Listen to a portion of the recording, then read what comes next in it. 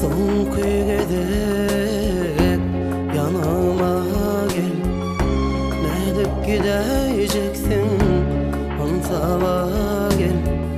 Gözümde yaşlar var, sıyırma Nail. Akan yaşlar senin garlı canım. Arzularım senin bilmen neme olly. Bilkem aşağısını yerime koydum. Sözlü ölümünü baktımı bugün. Bana git sana nelet olsun.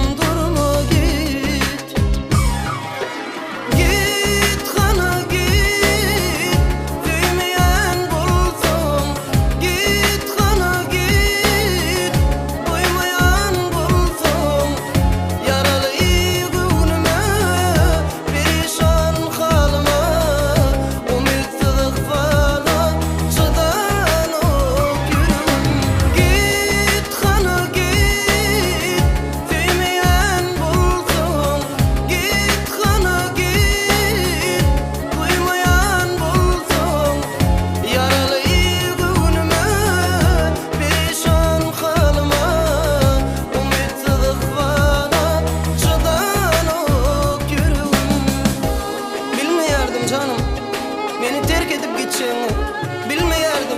Bu yüreğime çekilmez acılar koyacağım. Giderken düşündüm mü? Momensiz ne edip yaşar? Momensiz ne edip gülür? Yaşamak mı? Gülmek mi? Ben sensiz yaşarım, gülerim. Gitsen sana ne alet olsun?